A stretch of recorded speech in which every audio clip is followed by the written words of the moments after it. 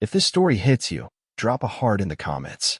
I never thought I'd be the kind of person who analyzed every word, every glance, every pause in conversation, but here I was, sitting across from Jack at our usual coffee shop, dissecting his latest comment like it held the secrets of the universe. "You're just not my type, Joseph," he'd said again, that familiar dismissive wave of his hand accompanying the words. But then why did his eyes stay locked on mine for just a beat too long? Why did his voice carry that slight edge, like he was trying to convince himself as much as me? The pattern had become exhaustingly predictable. Jack would bring updating, ask me detailed questions about what I found attractive in men, listen with an intensity that made my pulse quicken, then immediately shut down any suggestion that we might be compatible. "Not my type," he'd repeat, like a mantra designed to keep something at bay. But mantras, I was learning, were often used to ward off truths that felt too dangerous to acknowledge. "So what exactly is your type?" I found myself asking, stirring my coffee with more force than necessary. The question had been building in my chest for weeks, pressing against my ribs like a caged bird desperate for flight. Jack's jaw tightened almost imperceptibly. "You know, tall guys. Athletic. More masculine than you." The words came out practiced, rehearsed, but his fingers drummed against the table in a nervous rhythm that contradicted his casual tone. I wasn't particularly short at 5'10", and while I wasn't a gym fanatic, I wasn't exactly fragile either. But more than that, I'd seen the way Jack looked at me during our late-night conversations, when we'd end up sitting closer than necessary on his couch, discussing everything from work frustrations to childhood memories. Those looks didn't feel like someone cataloging my inadequacies. "Interesting," I said, keeping my voice neutral. "Because you seem pretty invested in knowing about my preferences for someone who's completely uninterested." The coffee shop buzzed around us, but I felt like we were trapped in a bubble of tension that made the air thick and hard to breathe. Jack's eyes darted away, then back to me, a flush creeping up his neck that he tried to hide behind his coffee cup. "I'm just being a good friend," he said, but the words sounded hollow even to him. "Friends talk about this stuff, do they?" I leaned forward, unable to stop myself from pushing. "Because most of my friends don't ask me to describe my ideal man in excruciating detail, then immediately remind me why we'd never work together." The silence stretched between us like a taut wire. Jack's breathing had changed, becoming slightly shallower, and I could see the pulse point at his throat beating faster than it should for such a casual conversation. These were the moments that kept me awake at night, analyzing and reanalyzing, wondering if I was seeing what I wanted to see or if there was something real beneath his contradictions. "Maybe I'm just curious," he said finally, but his voice had lost its conviction. "Curious about what, exactly?" Another pause. Another flutter of his eyelashes as he looked down at his hands. About whether someone like me could ever be what you're looking for."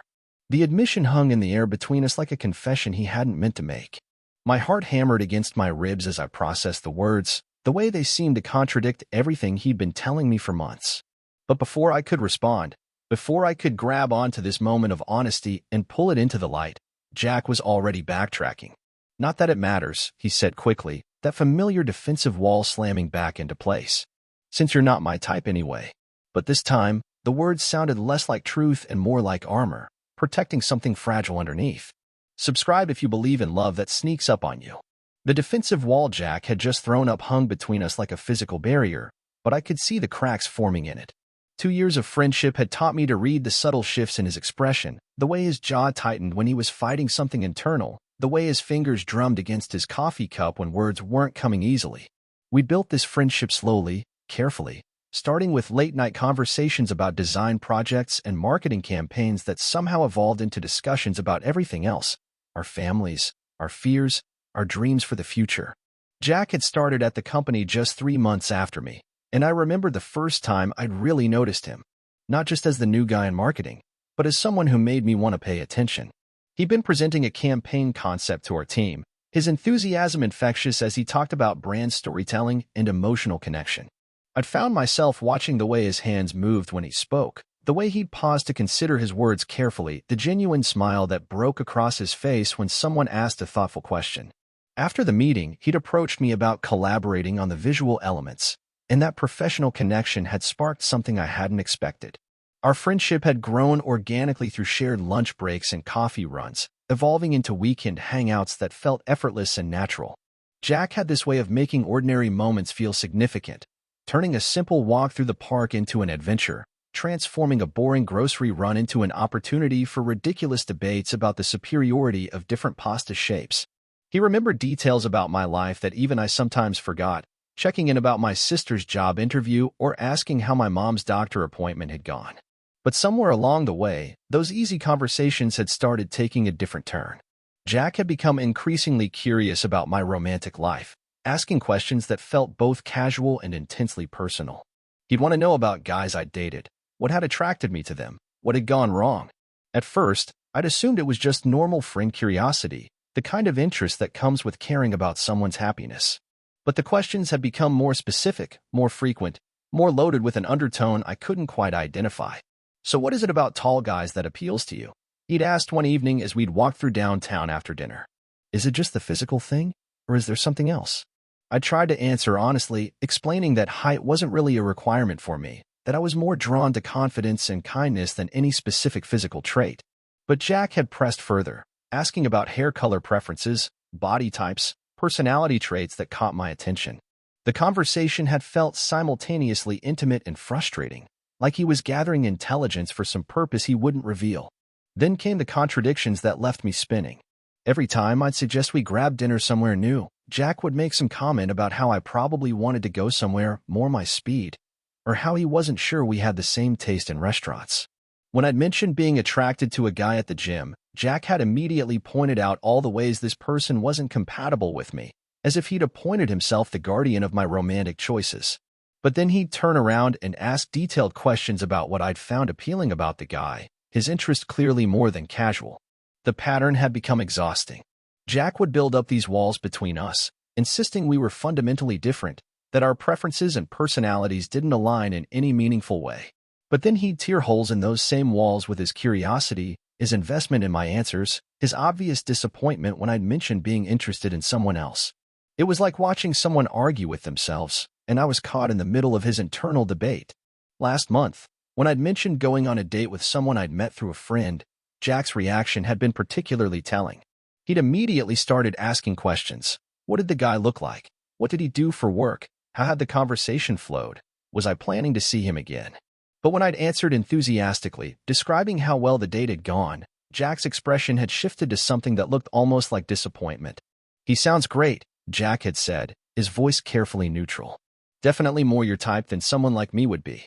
The comment had stung, partly because it felt dismissive of our connection, but mostly because it seemed designed to shut down any possibility before it could even be acknowledged. I'd started wondering if Jack was trying to convince himself as much as me, using these declarations of incompatibility as a shield against something he wasn't ready to face.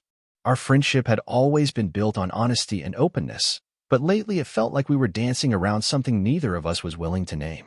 Jack's questions about my romantic preferences had become more frequent and more specific, but they were always followed by these defensive statements about how different we were, how I deserved someone who was actually my type. The contradiction was driving me crazy, leaving me second-guessing every interaction, every shared laugh, every moment when our eyes met and held just a little too long. I could feel my own feelings deepening beyond the boundaries of friendship, but Jack's mixed signals left me uncertain about whether I was seeing something real or projecting my own hopes onto our interactions.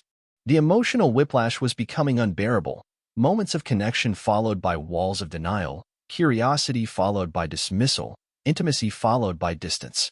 If this story hits you, drop a heart in the comments. The pattern only intensified over the following weeks, and I found myself caught in an emotional maze that seemed to have no clear exit. Jack's investment in my love life reached almost obsessive levels. He'd ask about my weekend plans, probe about whether I'd met anyone interesting, then launch into detailed hypotheticals about what kind of guy would be perfect for me.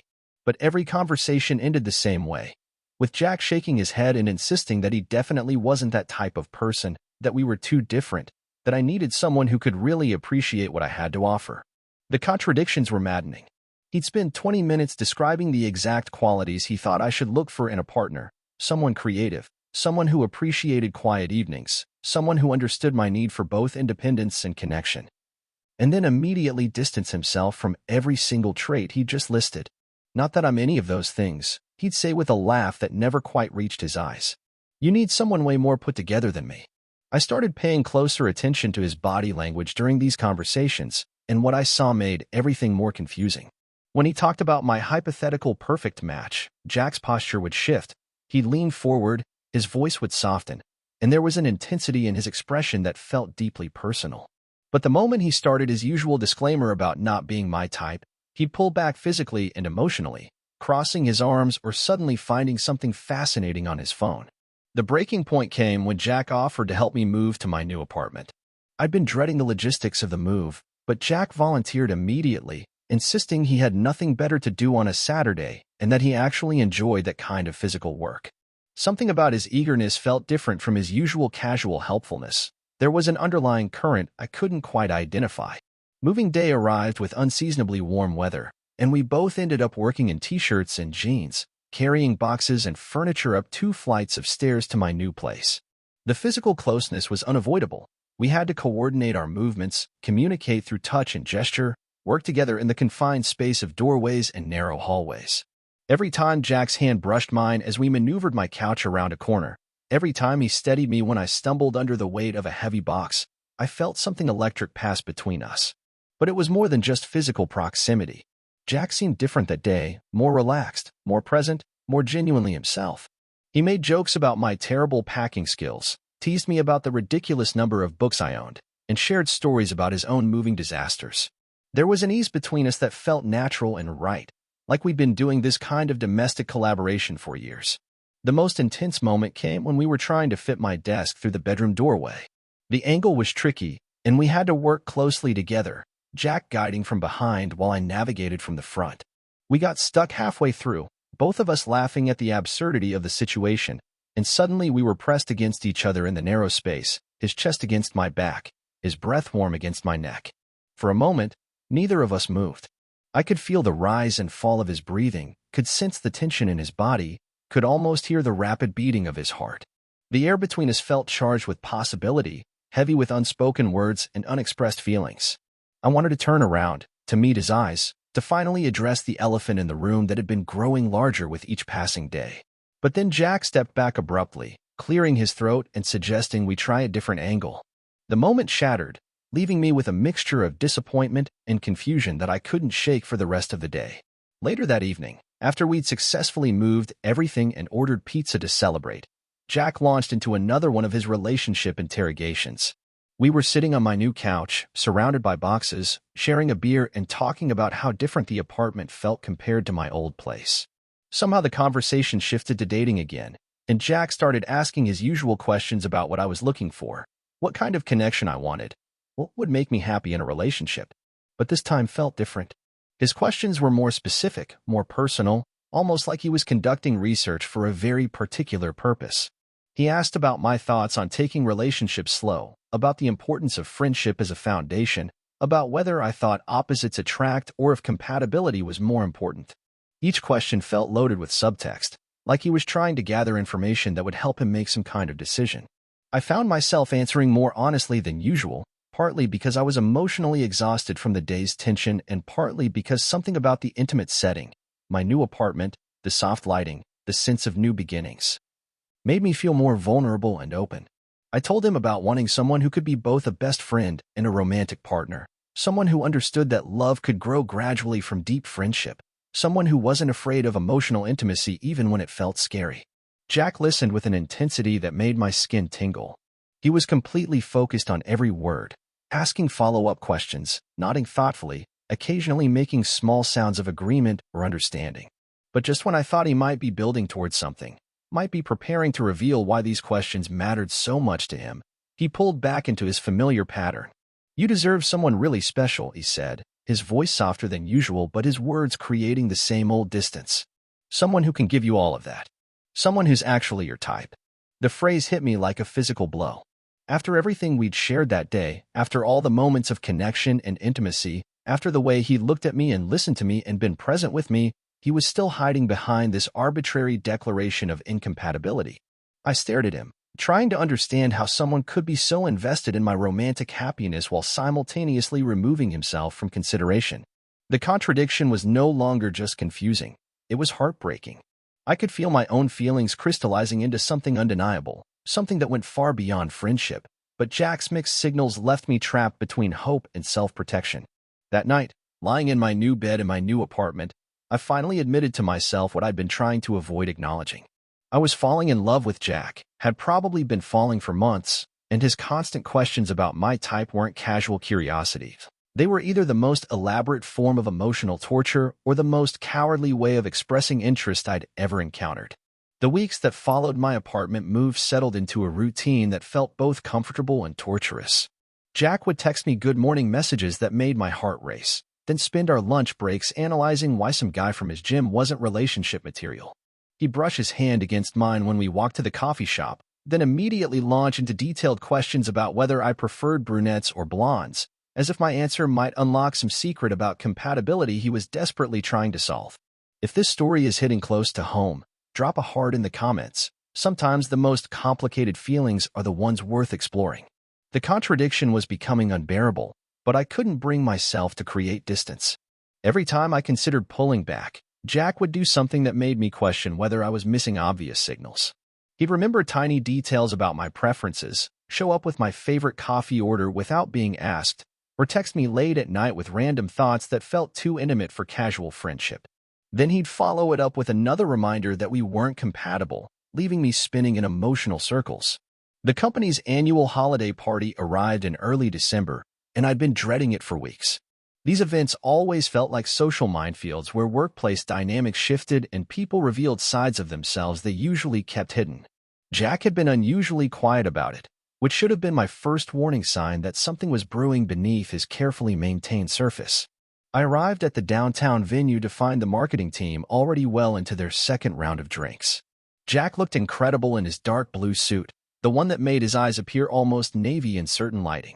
He was standing near the bar with Oliver from the design department, their conversation animated and filled with the kind of easy laughter that made my stomach clench with unexpected jealousy. Oliver was exactly the type of guy I could picture Jack with, tall, athletic, with that effortless confidence that seemed to draw people like magnets.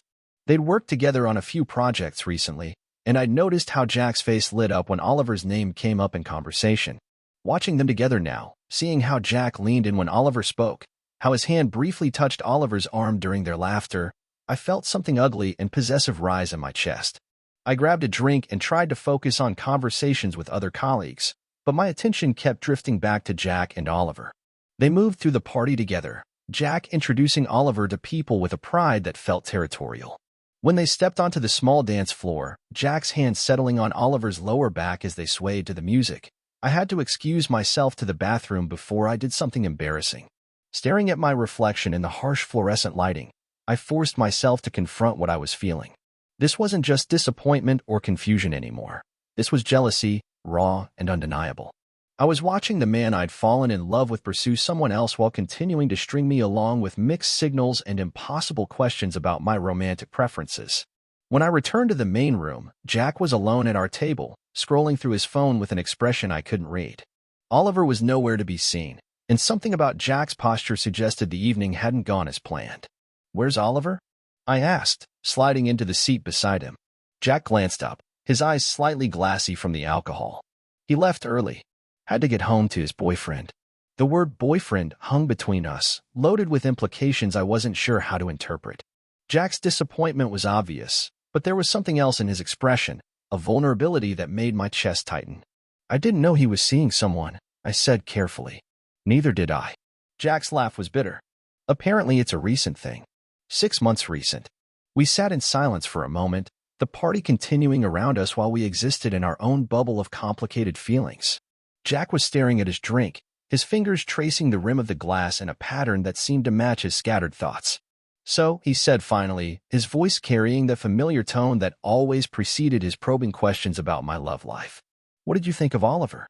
I mean, objectively speaking, is he your type?" Something inside me snapped.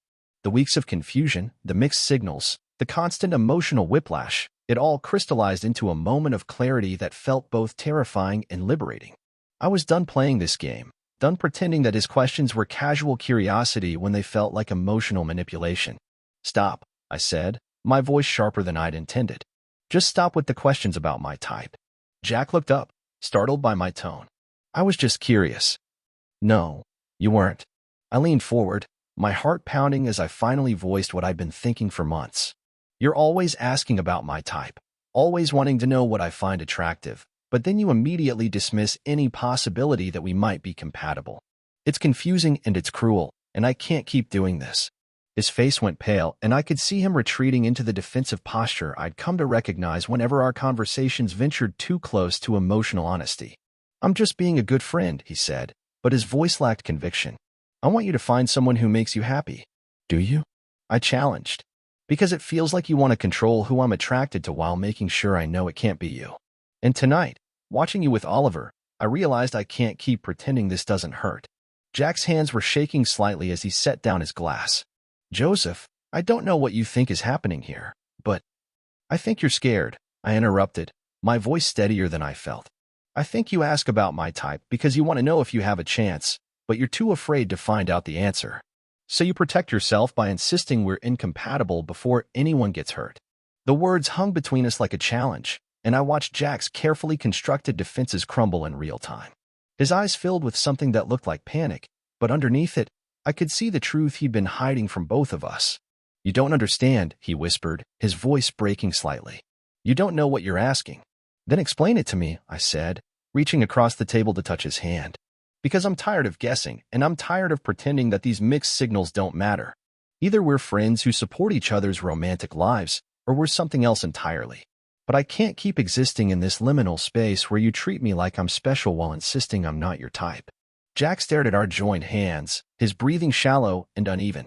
I could see him wrestling with something enormous, some internal battle that had been raging beneath the surface of every conversation we'd shared about love and attraction and compatibility. "I need to go," he said suddenly, pulling his hand away and standing up so quickly that his chair scraped against the floor.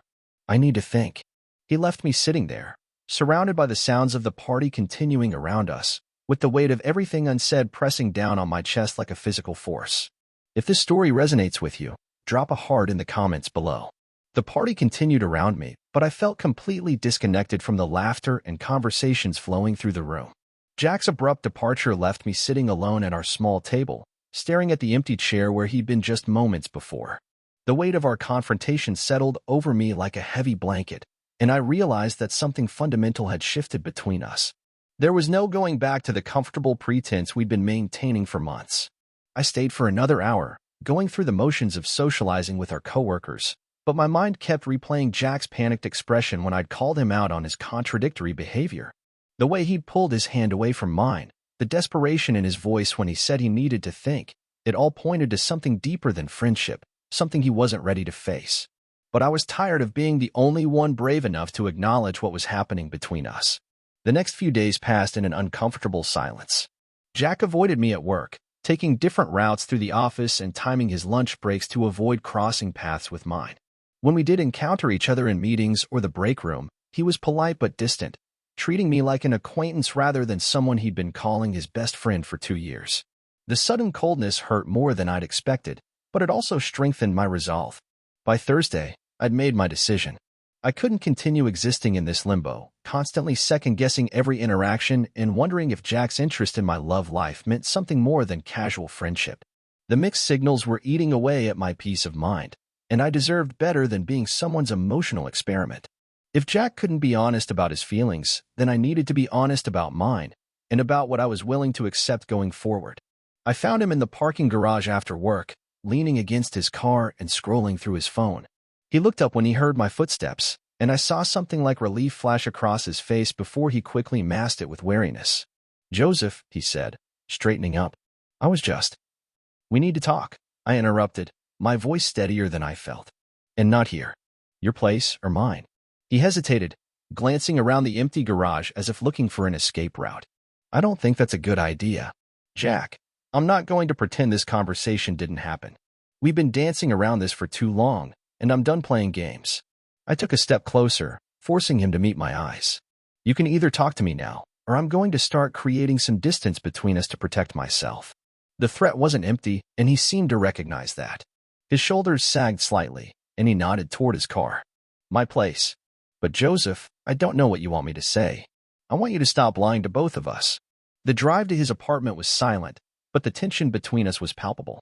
I followed him up the stairs to his second-floor unit, the familiar path feeling different now that everything was out in the open.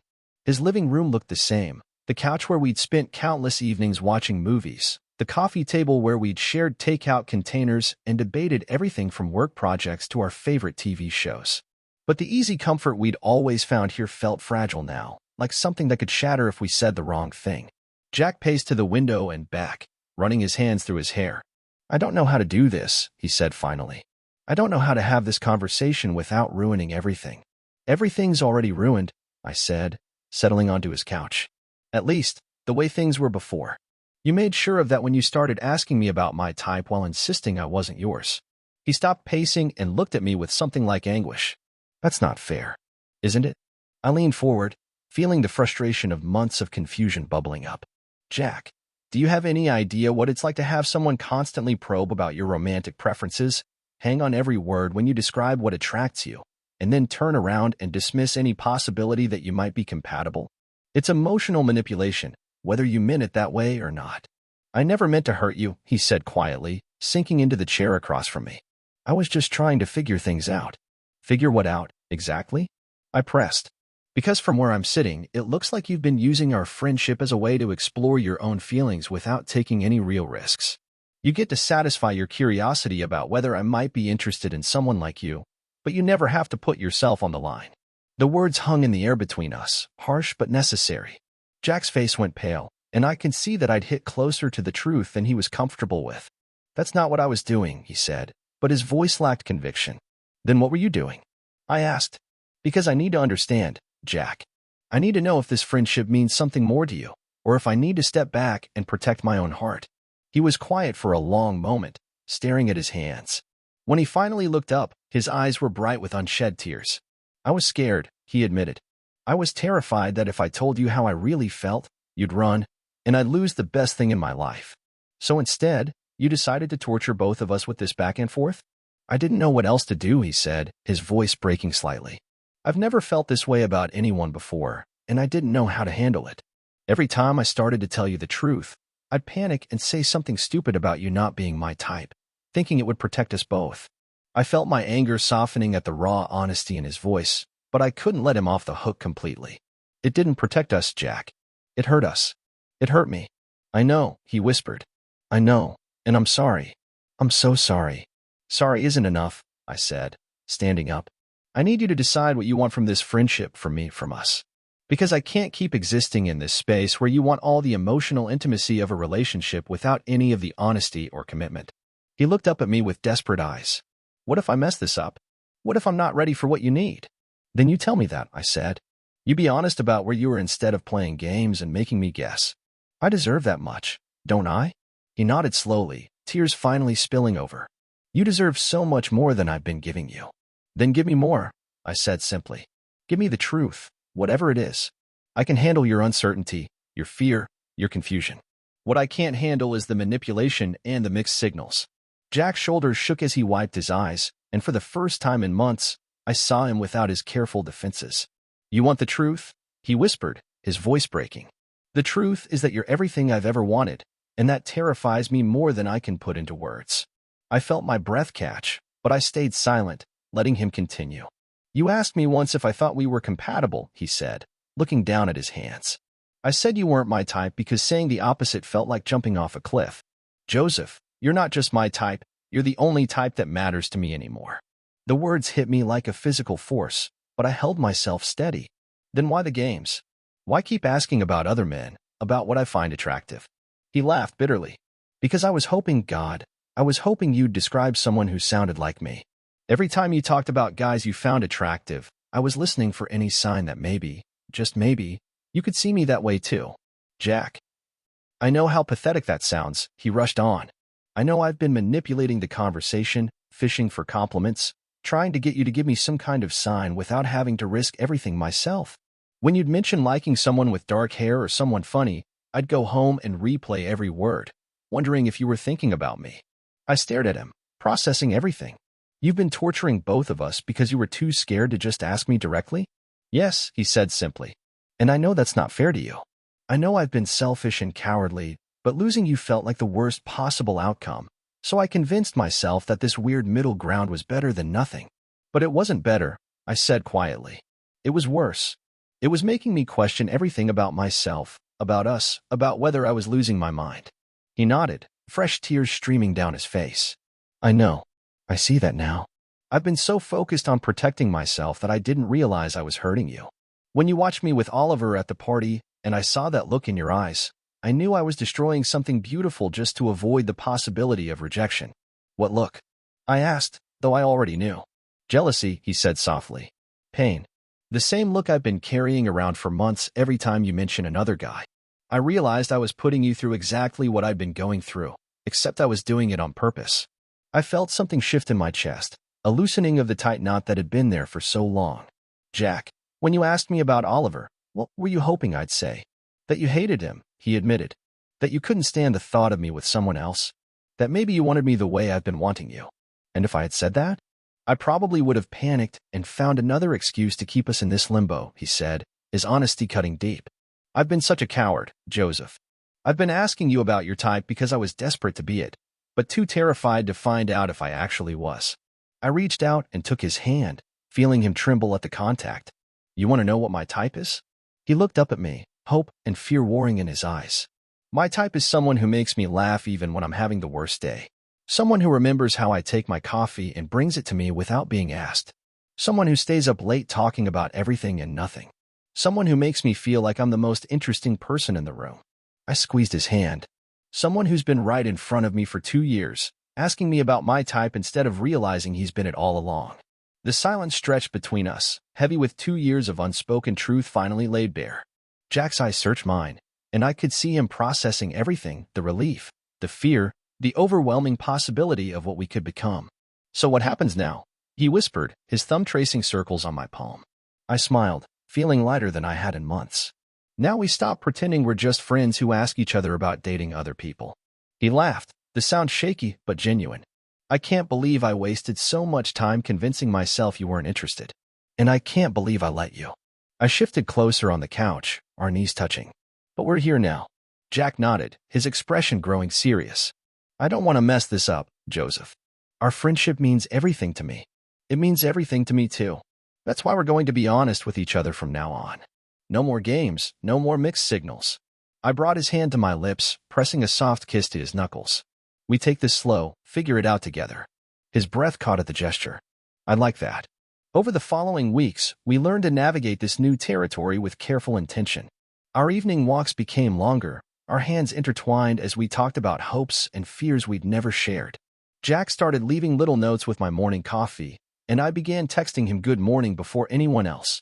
We established new rituals, Sunday morning breakfast where we planned our week together, quiet moments on my couch where comfortable silence felt like its own form of intimacy. The transition wasn't always smooth. We had moments of awkwardness, times when old habits of deflection crept in. But we kept our promise of honesty, calling each other out with gentle humor when we slipped into old patterns. 3 months later, as Jack fell asleep against my shoulder during a movie, I realized we'd found something better than what either of us had imagined. We'd built a love that honored both our friendship and our romantic connection, patient, honest, and completely our own.